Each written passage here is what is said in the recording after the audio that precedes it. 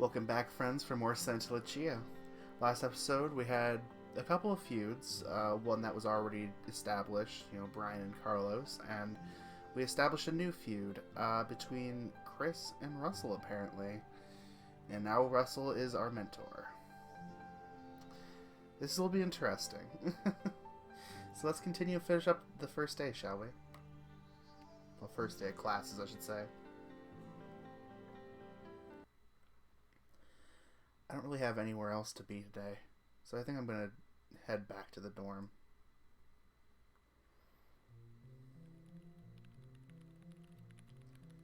I make the finishing touches on today's letter before hitting send. And done. I stretch out my arms and I lean back in my chair. That took longer to write than I expected, but that's because I had a lot to tell. I had a lot to tell her this time. Huh. I wonder how weird the guys would think I am for sending these letters. The door creaks open behind me. I'm not interrupting you, am I? Zach quietly closes the door and peers into the room. Nah, it's fine. Come on in. I minimize my screen and turn to face him. Hey. Yo. His tail curls in front of him, giving the impression he's guarding himself. Would you like to take a seat so we can talk? Oh, sure. Alright, Ben. You've been thinking about how you'd handle this since class ended. Just take it slow so you don't scare him. So, how was class today? It went fine. I have a hard time dealing with being called on. Yeah, I noticed. We're in the same freshman seminar lecture, by the way. I know. Karina and I talked about it. I didn't expect him to bring her up himself. Sorry, I didn't try to help you. It's okay. I figured you were still mad, so I understood. Karina is really nice. I'm glad I met her. Yeah. She's pretty awesome. We grew up together in Colorado. I wish I had friends like that when I was younger. Wow, he's actually starting to open up right now. Whatever Karina did today, it helped. It's never too late to start making them, man. I guess. He twiddles his thumbs in his lap. Anyway, I want to apologize for how I acted last night. I didn't mean to scare you. I just got frustrated with how you reacted afterward. I know. I'm sorry too. I'm glad you liked what I played. I've only ever played in front of my parents, so I was a little freaked out when you heard. Nah, man, you play super good. I used to take piano lessons when I was in elementary school, but I've probably forgotten everything about it by now. Do you mind if I take a look at your guitar? I don't know. I'm not gonna scratch it again, I promise. Okay. He gets up and opens the closet on his side of the room, pulling the guitar down from behind some hanging hoodies. Here you go. Please be gentle. Wow. My eyes widen at the undeniable quality of the instrument. This thing is top notch. He even got signed by Bubba Stanley? I rub a finger across the signature on the front. That's why I noticed where the scratch is. Yep. Oof, the drop did a number on it, though. Doesn't he own a restaurant somewhere near here? He does, yeah. After I get this fixed up, why don't we go down there and get him to re-sign it? What do you mean? I shake my head. I feel bad I made you scratch this beauty. I think it's only right I pay it to get repaired. You don't have to do that. Yeah? Now he's staring at the floor. It's fine how it is. I'm offering to fix the damage I caused, though. I don't understand. Just leave it alone. He gets up and grabs the guitar out of my hands. What? After shoving it back in the closet, he sits down on his chair again. Why won't you let me do this for you? He turns the chair around and opens his laptop. Please, just leave it alone. Before long, I start hearing mouse clicks. He doesn't even turn his head towards me when he responds. Looks like I made him shut down again without realizing it would happen. Deflated, I turn my attention back to my own computer and sigh. At least he accepted my apology for last night. Dealing with this guy is trying to navigate a minefield. I should probably get started working on that essay. My eyes wander to the clock in the corner of my screen. Ah, crap.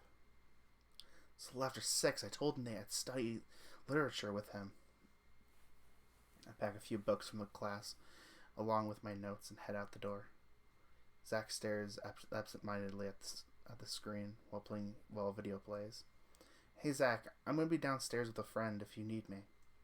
Okay. He gives me a token response, never taking his eyes off the screen. Man, I wish you were easier to talk to. I wander around the first floor for a bit, not knowing exactly where the lounge is. I even managed to find the kitchen Shay was talking about yesterday. I eventually come across the room I'm looking for on the opposite end of the building. The entrance has a door you push open instead of the one with a doorknob. I make my first steps inside and take in the atmosphere. It's not a bad setup, actually. There's a couple of bookshelves on one wall with some assorted magazines, newspapers, and other articles. In the center of the room stands a pool table, complete with a rack holding pool cues off to the side. Lining the room are several long sofas, definitely large enough to hold at least 5 students each. I have to do a double take when I notice a figure sitting on the sofa near the far corner. For a second, I thought I saw a familiar chameleon, but the image quickly fades into who was actually there waiting for me. Ben, I'm so glad you remembered. Nate stands up and beckons for me to come closer. I almost thought I was gonna have to text you. Sorry about that. I kind of lost looking for the lounge. Kind of got lost looking for the lounge. Darling, I have a phone, you know. You should have called me. I would have come get you.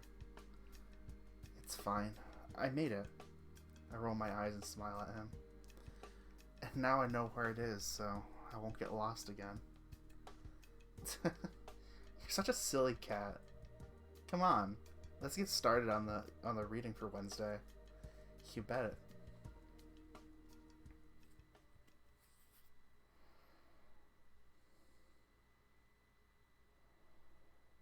September 4th, 2018.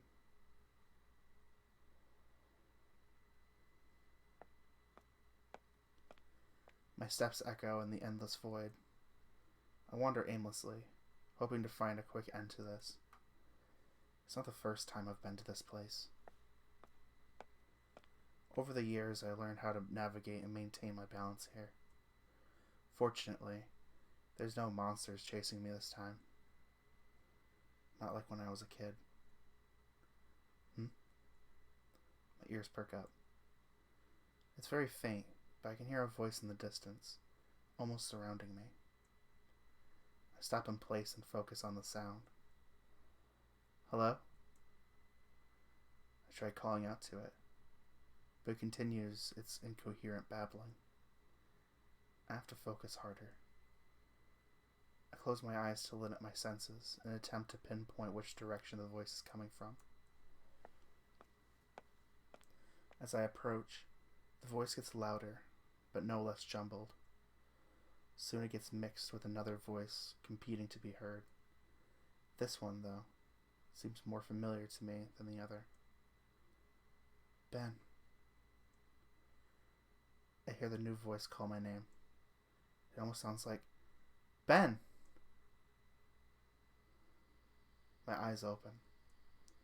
I feel another hand grasp my left as we stand under a lamppost in Arcadia Field. He's spacing out on me again? Nate looks over at me and smiles. Oh, sorry. I was just thinking. You're so cute when you're lost in your head.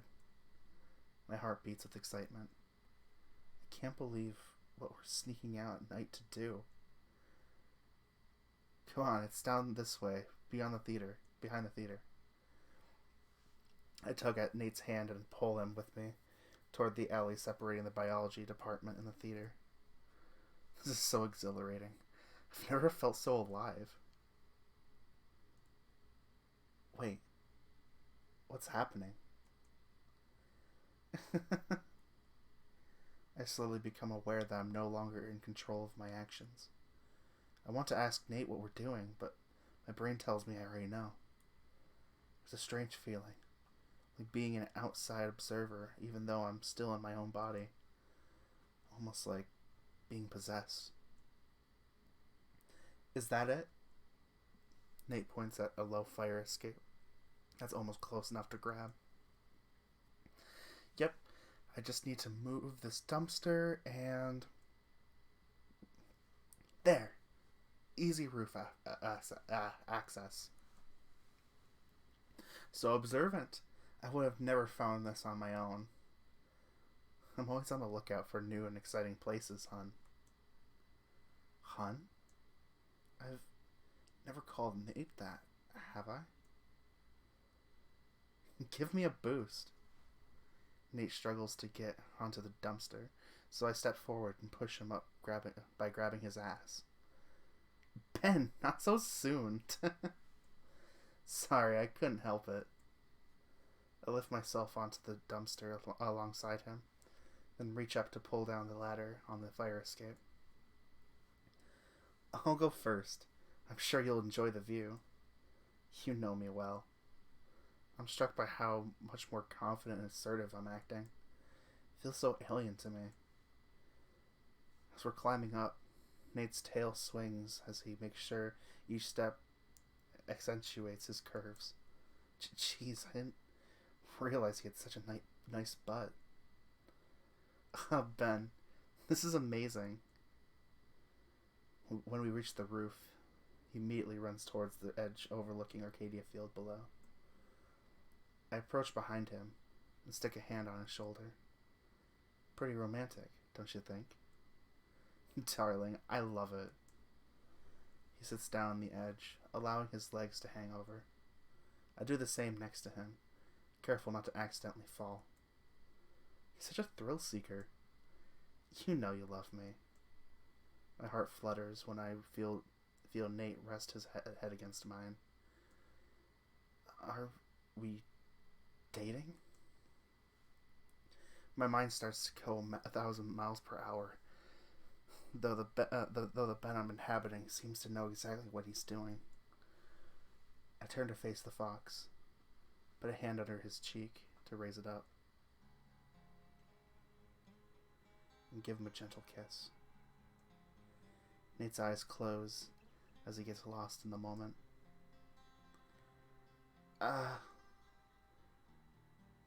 We part a few seconds later. Nate looks at me with affection. Smile at him. Stand back up. Let's find a little more privacy. My heart gets caught in my throat. Nate follows me to one of the theater's walls. I lean back against it and invite him closer. Our lips meet again, this time with a lot more passion. I wrap my arms around him, squeezing tight as our tongues begin to dance. I'm swept away by raw emotion. My hands find their way under Nate's shirt, lifting up to access more intimate areas. I massage his upper back while we kiss, taking in the sweet taste of his mouth. This warm, exciting feeling washes over me, sending tingles up and down my spine. Nate starts to unbuckle my pants, only allow our kiss to part long enough to take his shirt off. My pants slide down to my ankles, causing my belt to clang against the floor. Our kiss ends soon after. Nate rests his head on my shoulder for a moment before dropping to his knees. Oh my god. My heart flutters like a hummingbird's. Nate slides my underwear down.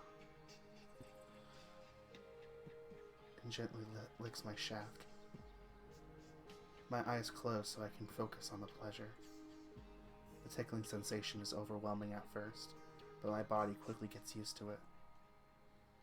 When Nate begins going down on me, the tickling returns into a warm, pleasant feeling. I arch my back against the wall, giving him easier access to the whole length. His tongue brushes over the sensitive tip, sending chills throughout my body. I rest a hand on his head, brushing the hair out from his face so I can see his eyes looking up at me. At this point, I don't care if I'm in control of my body or not. Everything feels like electricity. I begin thrusting my hips, as if trying to match the rhythm with my heartbeat. Every time I reach the back of his throat, Nate moves his tongue to hit all of my favorite spots on the way out. As my heart rate increases, so do my thrusts. The pleasure I feel is intense. The only thing that goes through my mind is how much I want him to keep sucking. My legs quiver from the sensation. There's no holding back now. Gonna come. Everything builds up to one final moment of release. Nate takes the length all the way and rubs my thighs. With each shot, waves of warm tingles spread throughout my body. For a moment, I'm blissfully unaware of the world around me. It's just me and Nate and the time we share together.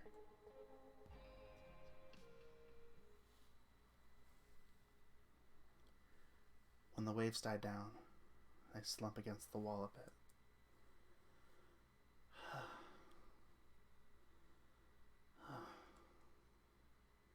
Nate, that was incredible.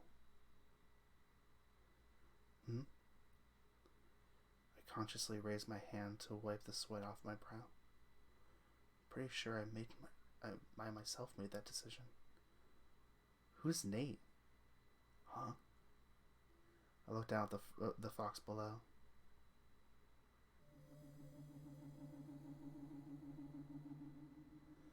But what the? Eric? My heart gets stuck in my throat. My ex-boyfriend's piercing eyes stare me down, almost as if they're judging me for what I just did. I'm sorry, I didn't mean to... The ground seems to give way under me.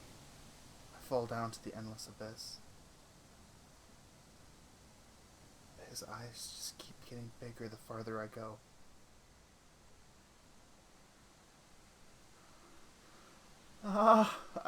I'm not gonna scream.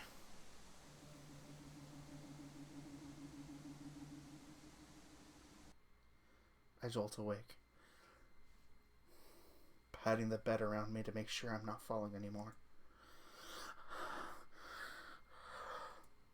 What the hell? I hold a hand up to my forehead. The headache I'm feeling leaves me nauseous. I glance around the room for any signs of Zach. Figures. Looks like he's already off doing his thing. I look over the clock.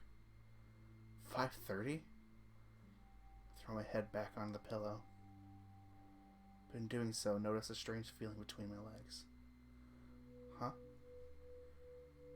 Removing the blanket, I see a wet stain on my crotch. No way.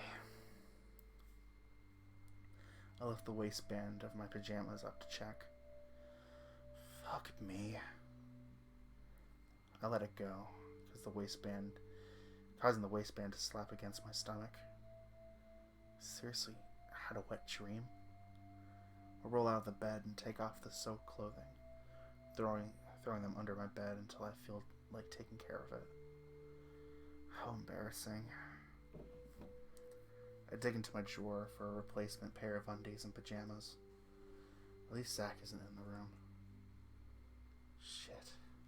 Can't even remember what the dream was about.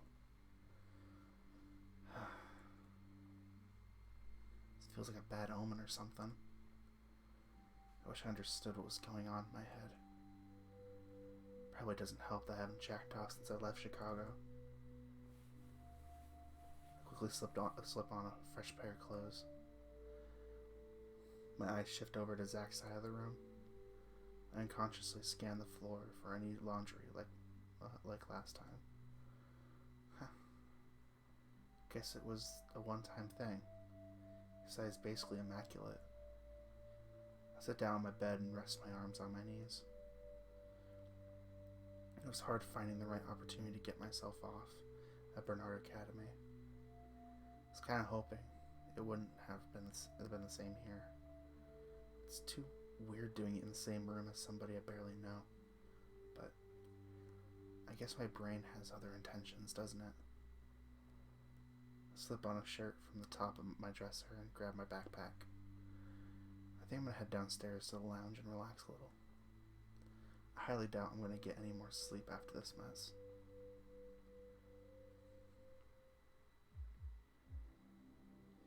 I make my way down to the first floor, peering out the windows along the way. I see it is still dark outside. I rub my eyes and sigh. Last night, our floor's resident assistant checked in with us and gave us a map of the dorm building. I did my best to memorize it before going to sleep. It's good to know what's all available to us here. I wonder if there's a coffee machine in the kitchen. So I'm walking by the entrance to the lounge. I notice there's someone watching television. Curiosity getting the better of me, I take a peek inside. A familiar white wolf sits with her legs crossed on the sofa, facing the screen. In front of her is a fold-out table holding what looks like a home-cooked breakfast. Shay, is that you? Good morning, Ben. I didn't expect anyone else to be up this early. I casually step into the room and scratch behind my ear. Nothing wrong with getting a head start on the day, like I always say. I wouldn't say I'm trying to get a head start, but that's okay. She gestures towards one of the sofas near me. Would you like to sit with me for a bit? Oh,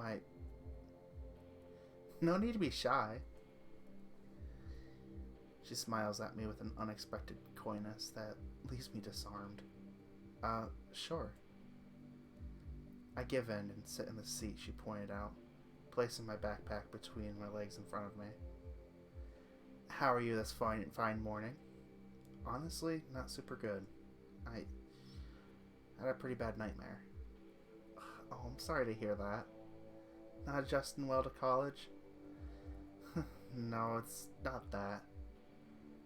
I don't really want to talk about this, especially with her. How are things between you and Karina? We're doing fantastic. We've gone to the supermarket together, had lunch, shared music. I'm glad to hear that. Oof, poor girl. She doesn't realize how much Karina hates her guts. She's pretty cool when you get to know her. We've been friends since elementary school. I remember her mentioning that.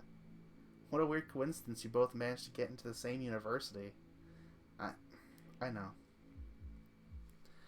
Ugh, I'm not sure Karina's given her whole fate. Should be able to Shay by now. I'm not sure what to make of it, but here we are. God works in mysterious ways. She sticks a fork full of scrambled eggs in her mouth. Ooh, those look tasty. I'm not super hungry yet, but I know my appetite can be. They are. I fried them up not too long ago. There was another guy there who made a ton of pancakes. She gets up from her spot and walks over to the microwave in the corner. He had to leave in a hurry, though. Said he had morning practice or something. We left some in here, just in case someone decided to show up. Oh? You interested? Haven't had pancakes in a long time. Sure, if you don't mind. Why don't you pull up one of those tables and I'll serve you a plate. Thanks.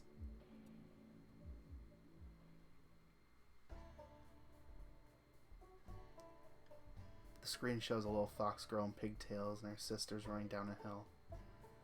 The 1800s aesthetic really comes across as nostalgic, especially when coupled with the old-fashioned production.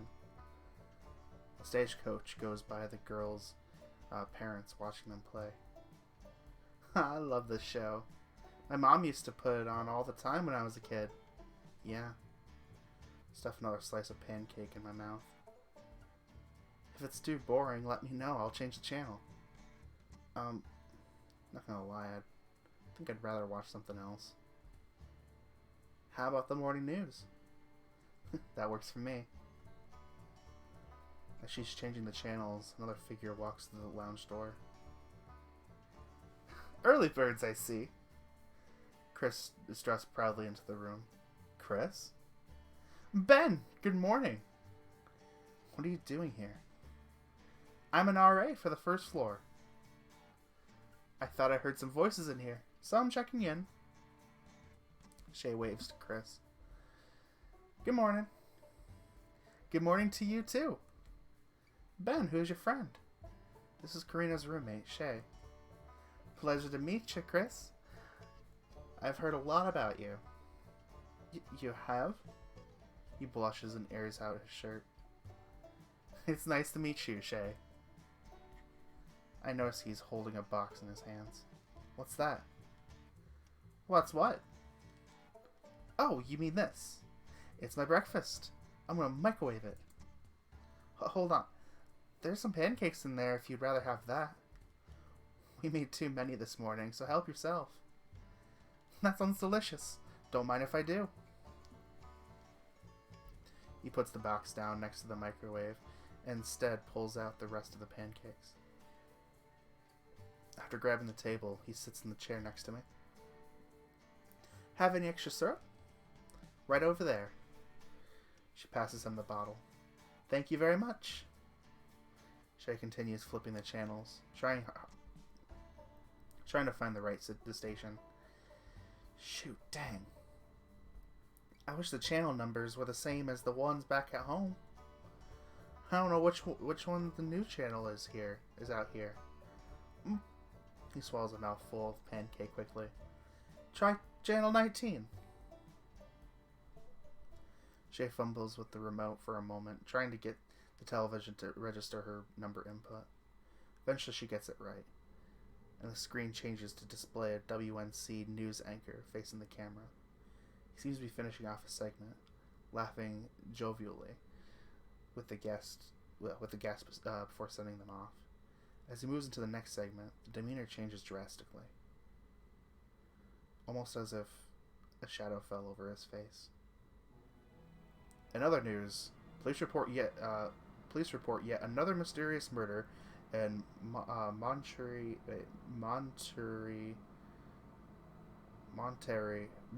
County. We're just gonna call it that, okay?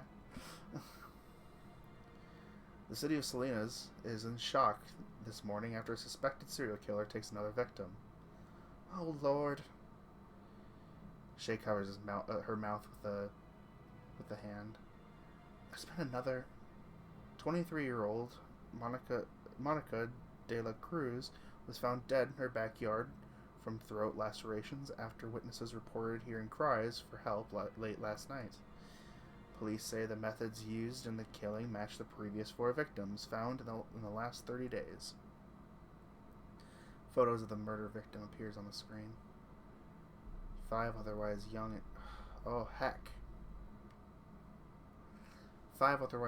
and healthy individuals, cut in a brutal and senseless way. Samples of De La Cruz's blood were found collected in glass cups close to where her body was found. Like the previous victims, the coroner reported finding a strange series of numbers carved into her back. 04451. Ugh. I feel a slight pinch in the side of my neck and rub it. Not much is known about the suspect. The news anchor tries to recompose himself, but it's clear the report is bothering him. The police desperately need the public's help here. Their only lead is a single witness report about a strange figure in a red hooded shirt seen in the neighborhood. Investigators urge anyone with information that can help police track down the suspect to please come forward. As the segment fades out and commercials begin to play, the anchor turns to someone off screen and says something we can't hear. Holy shit. Those poor people. This isn't great news to wake up to. How long has this been going on? Since March this year, I think. Ugh. Scary to think there's someone like that so close by. Well, they have campus police patrolling at all hours of the night, so I believe USL is one of the safest places you can be. I nod my head. I hope you're right, Chris. We continue watching the news for another segment before Chris finishes his plate.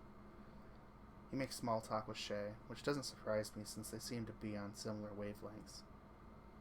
I take the opportunity to slip out of the room when they start talking about some singing competition reality show. Quick scan tells me that the room is just as empty as it was when I left. Yeesh, when does Dak wake up? Have I even seen him in the morning yet? Whatever. With a shrug, I toss my backpack on the floor next to my desk and sit on the side of my bed. My arms fold when I notice certain things on Zach's side aren't quite the same. So much for the laundry thing. Slightly peeking under his bed is a pair of pants with his underwear still in them. His laptop also seems to be missing. Guess he must have come back while I was gone. I'm starting to get the feeling he's avoiding me. Yeah. Honestly, he very well might be. I lay back onto my bed, allowing my legs to hang over the side still.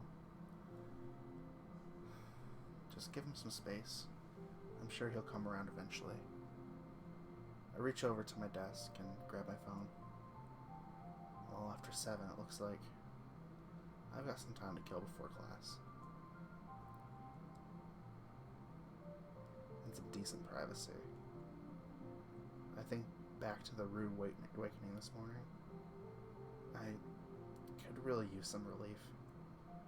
The tension in my pants begins to grow, so I reach down a hand to fondle the bulge. Yeah. Maybe Zach being gone in the mornings is a blessing in disguise. I sit up to give the room one last scan, then quickly undo my belt and zipper. My eyes land on the pair of presumably used underwear sitting under Zach's bed. No, I can't do that. That's freaking weird. I barely know the guy and I'm already thinking about doing this. I hold my exposed dick in one hand and gently stroke it. I can already feel the hormones clouding my judgment. What Zach doesn't know can't hurt him, right? My face blushes, a red and hot sensation bubbles from my loins. just a little hesitation, I stand up from my bed and let my pants fall to the floor. Yeah, what he doesn't know won't hurt him.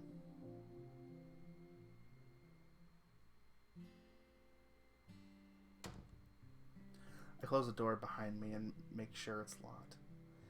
With its slight tug on the strap, I pull my backpack up so it's in a more comfortable position.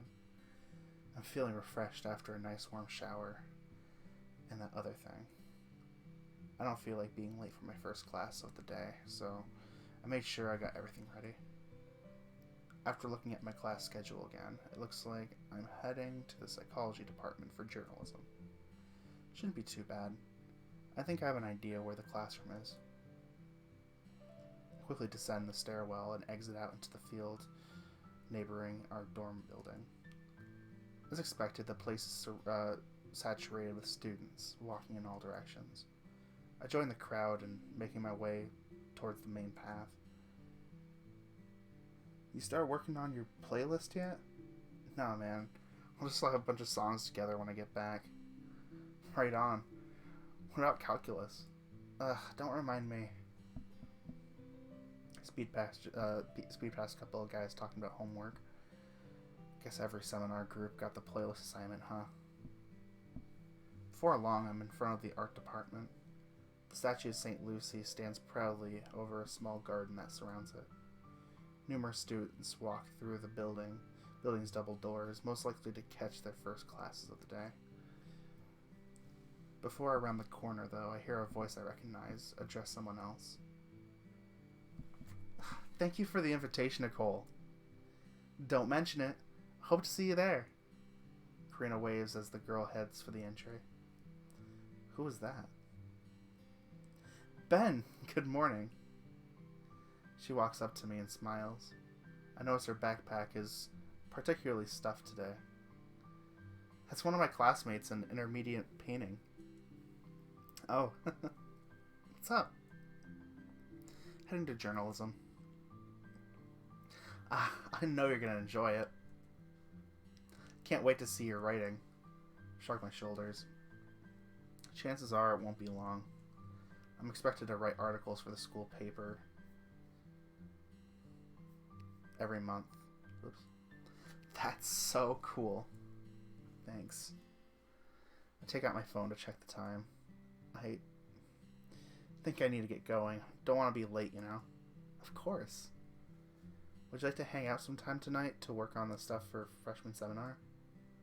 Oh, to my surprise, she hesitates. I can't. Sorry. Uh-huh. Why not? Nicole just invited me to an art student lecture tonight. I kind of need to be there. Oh, okay. I blinked a couple of times. Karina's never turned me down before. We can try tomorrow, okay? Yeah, sure. Let's see how it goes. Have fun tonight. Have fun tonight for me. You betcha. I only have enough time for a slight wave before she runs off for the entryway. She seems a little bit more preoccupied than before. Between meeting with Zach and doing this art stuff, I'm starting to feel a little left out. Pull on my backpack strap and move on. It's only the second day of class. Pretty sure it's just temporary.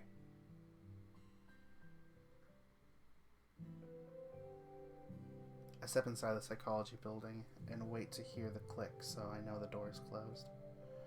I don't know why I bother. The next person who goes through that door isn't going to care if it's closed all the way or not.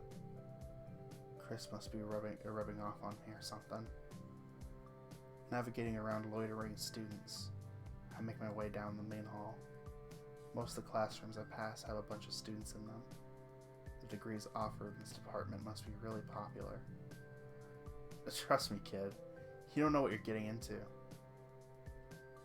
My ears perk up when I see a couple of figures I recognize talking to each other further up the hall.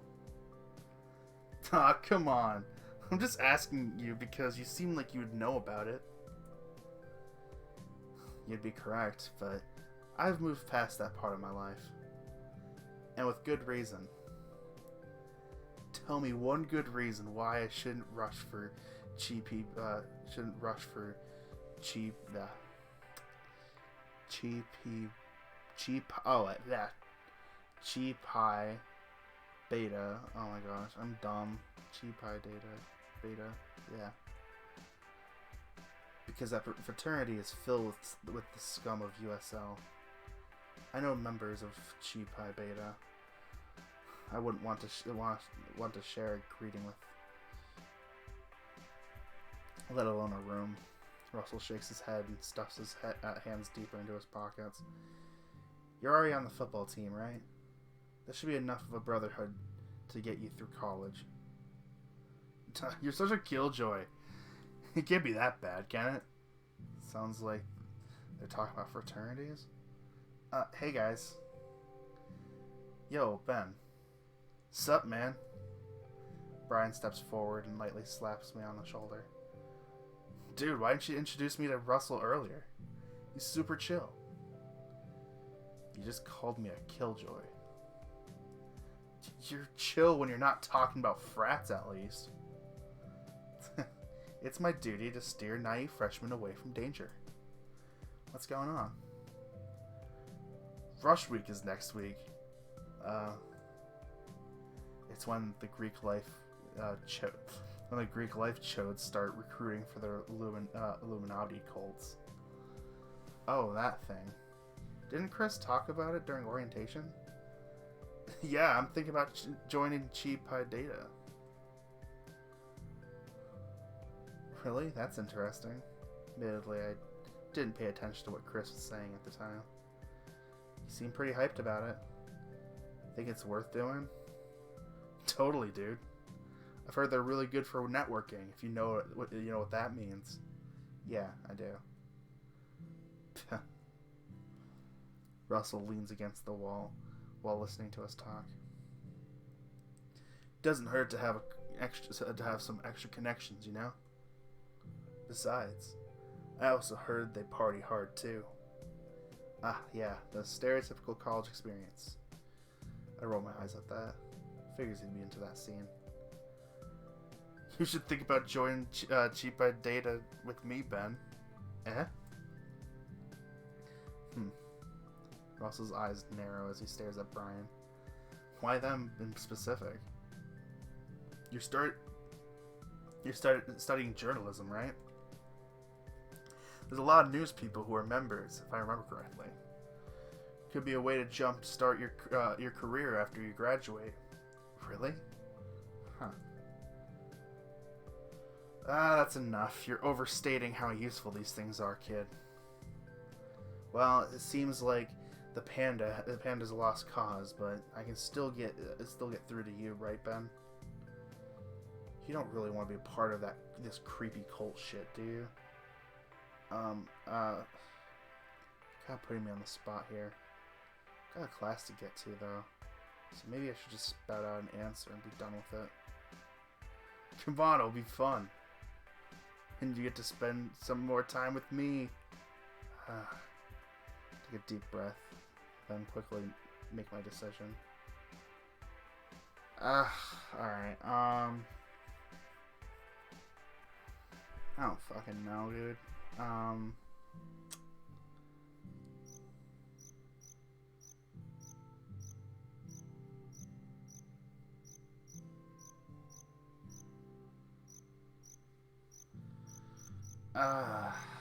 I don't know.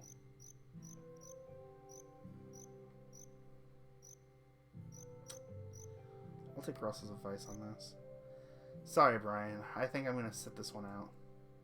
Never gave it much thought, and I'd rather not make a hasty decision this early in my college life. Duh? Do what? Good choice, kid. You'll probably feel left out for a bit, but you'll appreciate not getting involved in that shit. It was worth a try, at least. Friend Diego's rushing with me, so it's no big loss. Maybe once I learn some spells, I can hex you, Russell. Woo!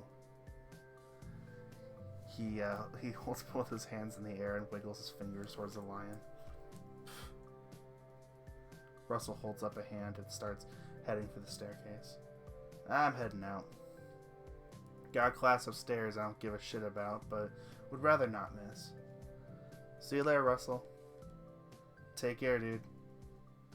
I watch as the line disappears around a bend in the stairwell. Where are you heading, Ben? Brian folds his arms and smiles. Room 114, if I remember correctly. I should. I studied that schedule hard before leaving the dorm. Hold on a sec. Brian pulls out a piece of paper from his pocket and looks it over. Intro to journalism, right? Yeah? Oh no, don't tell me. We're in the same class. Wow, what a coincidence. I glance around the hall trying to avoid eye contact. What's wrong? Nothing. It's just seemed a little planned is all. Isn't that the point of mentorship groups though? We're organized together based on similar interests. You actually pay attention to what Chris was saying? How could I ignore that cute face? Really though, it seems like the school thought this all through. We begin walking together towards the journalism classroom. You sharing a class with anyone else? Nate and I have public speaking at 1 p.m. I see. Huh. So why did they put you in journalism exactly? It's part of the program I chose. Coach recommends that everyone have a fallback plan for when we retire from the sport. I'd like to be a sports news anchor when this is all done. I turn my head towards him and raise an eyebrow. Do you even have the work ethic for that, man? Oh, come on. How hard can it possibly be? I think back to how Dr. Dubois described the journalism program. You're going to be working a lot harder than you think, Brian. When we arrive at the door, I notice there's a sign taped over the inset window. Dua? Brian gets closer and lifts it up to read it better. What does it say? Journalism 41 has been relocated to the hall that should not be named, 202. Apologize for the inconvenience. Huh? Sounds like we got some distance to cover. Shit, what time is it? Pull over my phone to check. It's almost 10. I tried real hard to be early this time, too. When I look back up, Brian has left my field of view. Better start running, dude. Damn it.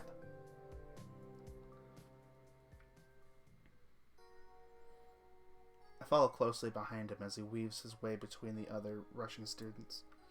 I point out the shortcut between a theater and biology building, which gets me a thumbs up and a slap on the back. When we emerge onto Arcadia Field, our destination looms over everything on the complete opposite side. You're looking out of breath. If you need a walk, that's fine, dude. Shut up, I can handle this. I feel a bead of sweat roll down the bridge of my nose. I'm sure the professor will understand if someone's a bit late. We don't even bother trying to walk on one of the paths, instead cutting across the grass. We're not running particularly fast, but I'm still out of breath. I blame this backpack. Why is it so heavy? Brian! Where the hell are you going? What's up, Diego?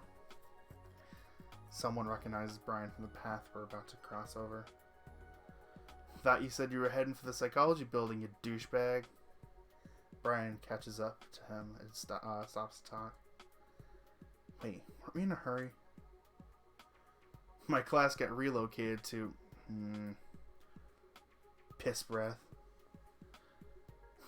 Good luck with that, bitch face. That place gives me the creeps. Take the opportunity to catch my breath. Yo, who's the cat that's following you? One of my groupies. Excuse me? I feel a surge of embarrassment wash over me. I feel my face turning red. Diego, meet Ben. He's in my mentorship group, and we apparently have journalism together. Rad. Crocodile holds a hand out towards me. Name's Diego. I notice he controls a smile, so he doesn't show his teeth. Nice to meet you. This is Diego Brian's been talking about, huh? Where'd you say you were going again? Heading to Redwood. I've got microeconomics in a few minutes. Duh. I forget you're good with numbers. What a freak. Figures a loser like you would feel threatened by my intelligence. The crocodile shifts his hat and continues walking. See you at football practice, Brian. Later, Diego. I'm half tempted to pull out my phone to check the time again, but I resist. Brian, we're kind of running out of time here. Oh, right. Snap him out of the daze he was in, watching his friend walk away. Well, I guess friend is a loose term. They sure seem to call each other a lot of names back there. We finish crossing the field and enter the hall that should not be named from the entrance, from the back entrance.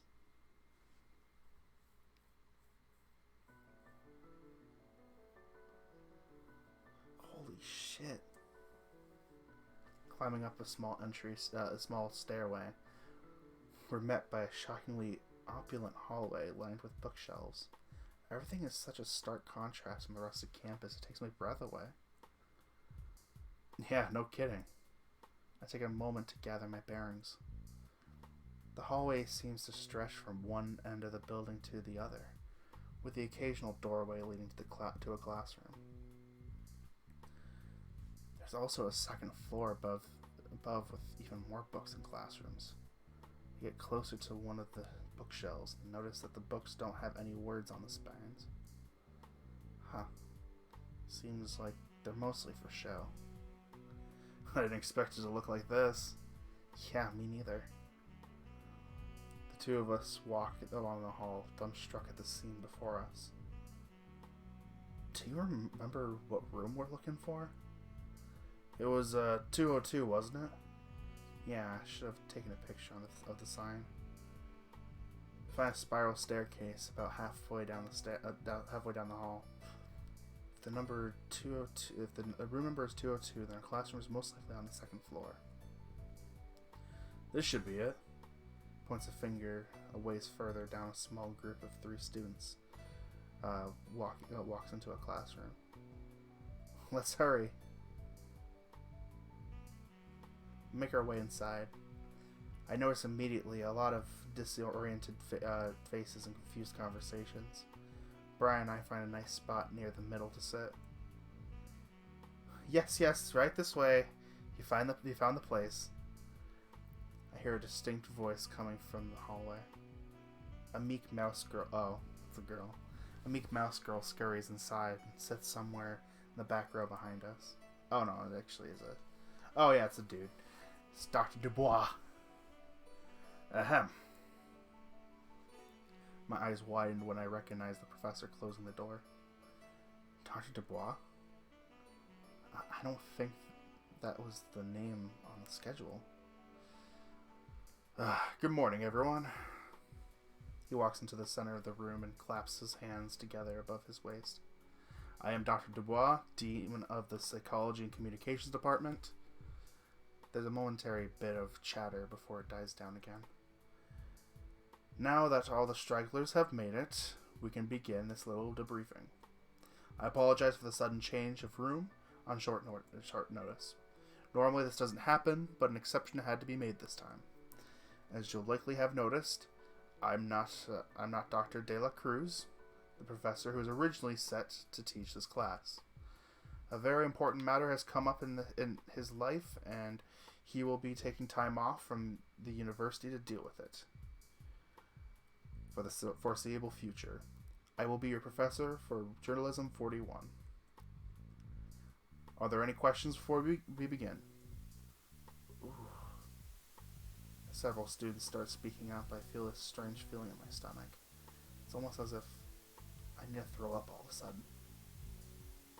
What the hell?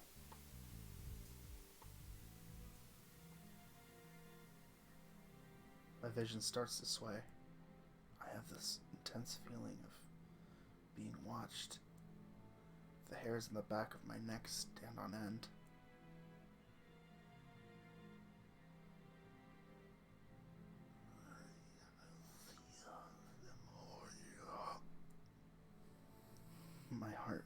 My heart rate spikes and my skin starts crawling. I feel cold, alone. Who are you? I whisper under my breath, unable to muster a better response.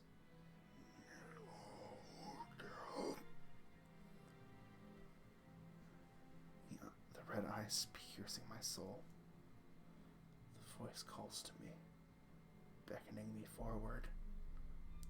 Yes. Yes, I will. You okay, man? I jolt slightly when I feel a hand on my shoulder. What?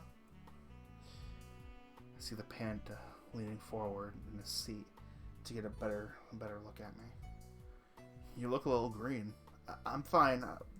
Probably my breakfast coming back to haunt me. He stares at me for a moment, then smiles. Cats, man. You're all so strange. If that's the last of the questions, we'll go ahead and begin lecture. You may want to start a new section in your notebook. We've got a lot to cover. I unzip my backpack and pull out my notebook. That feeling in my stomach hasn't gone away. Man, what the fuck is wrong with me? These nightmares, they've never meant anything. Nothing has ever come of them. Well, except for... They can't just torment me during the night, can they? And I have to creep into during the day as well? Fuck them. They're not ruining this for me. Not this time. I can't live my life in fear. I can't live my life in fear of them forever. It's time I take back control of my life.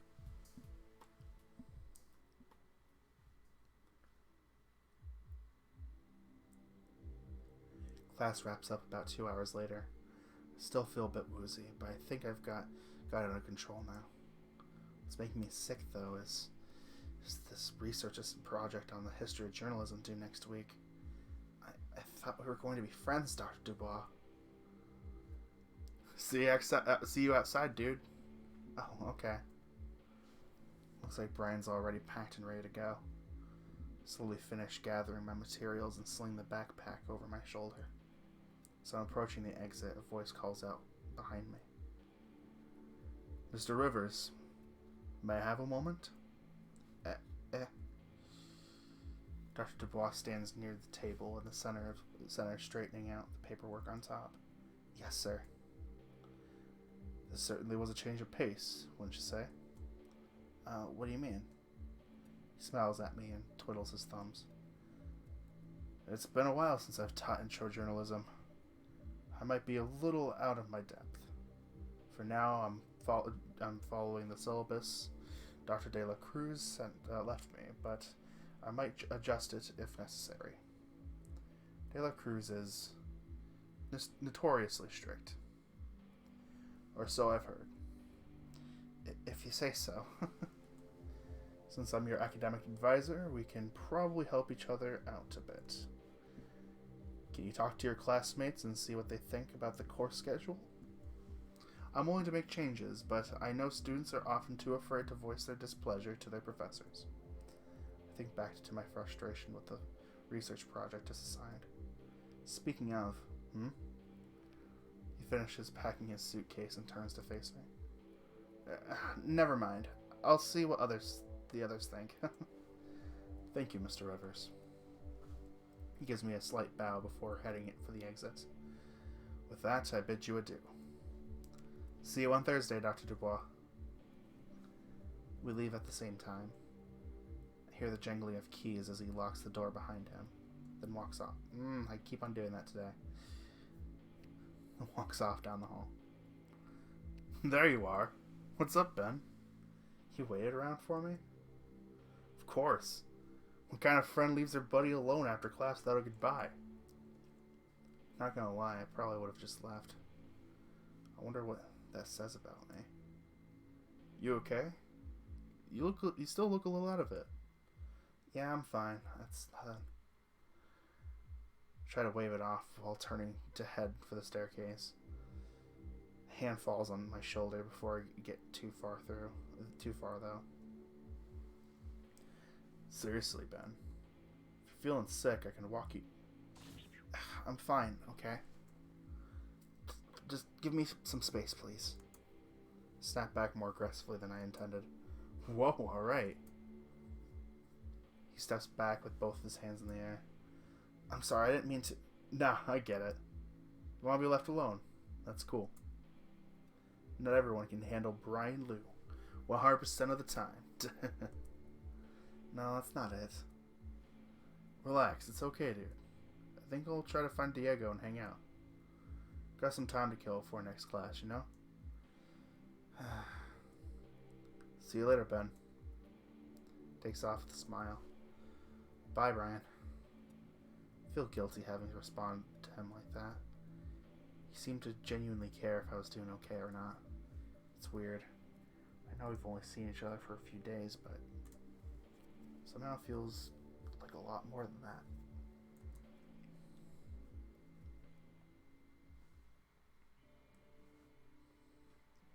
I head out the front door this time. Walking through the lobby, I checked in for orientation. It's almost noon, so the field is crawling with students already.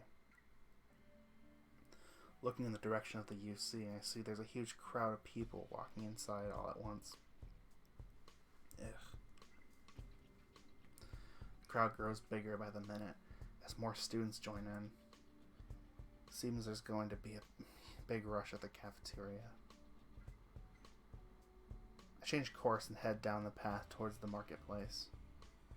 May end up overpaying at the grocery store, but it beats standing in line for who knows how long to get some food. Even down this path, there's lots of students pouring out from the nearby liberal arts buildings. I think I'm starting to recognize a few of them, though I don't exactly know who they are. Reminds me of what Russell said. You'll be surprised at how close-knit college can be. I think I'll stick to the people I know for now. Can't say I'm in the mood to start becoming a social butterfly, as they call it. Take a deep breath of the coastal breeze and enter the marketplace plaza.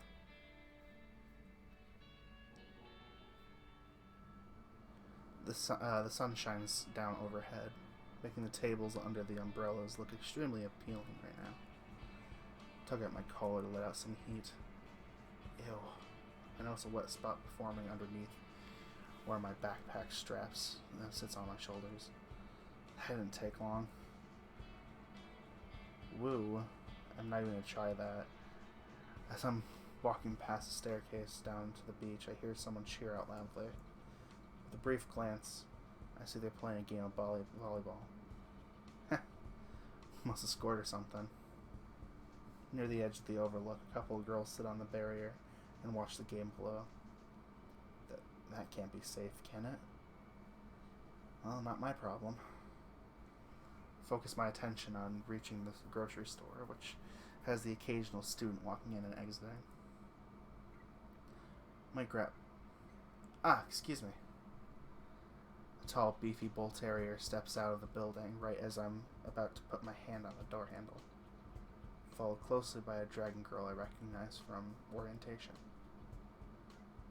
No, excuse me. I didn't see you coming. He holds the door open, letting the girl out and allowing me to go inside. Oh, hello. You're the freshman cat I welcomed a couple of days ago, aren't you? I cringed slightly. I was hoping to get through this without anything awkward happening. I think so, yeah. You look familiar. She smiles at me, though something about it feels a little off. I know she's one of those ambassadors or whatever, so I don't know if it's something practiced or forced. I hope you've been enjoying your first days of class. I have. Thank you. She nods her head and continues on. The big guy follows her once I'm all the way inside the grocery store.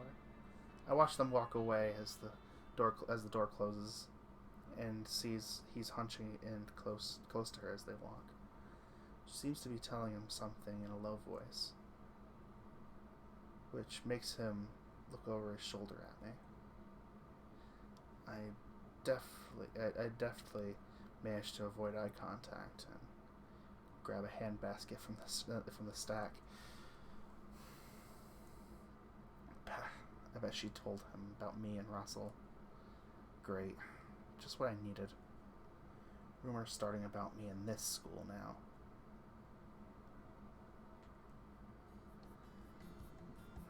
Alright, and I guess we're going to stop here. So, I know not a whole lot happened, but what is interesting is that dream sequence. Because, well, first of all, I didn't expect another not safe work section, but also because I do find it kind of interesting how in the dream it doesn't seem like it was really Ben and Nate, but it kind of was, like it was them but wasn't them type of thing. So I did find that very interesting, and how by the end of it, it was clearly like Eric in this situation. It's so weird how this game kind of like flip-flops characters in Ben's dreams, you know? It's very interesting. The murder mystery, I can definitely tell it's going to be a murder mystery, and that's going to be really cool as we continue. So, while not like anything major happened, I like these small details that are popping up, so I'm kind of curious where this is going to go. We're only on the second day of class and things are already going down, so that will be very interesting as we continue. So until then, guys, I will see you around for the next video. Bye!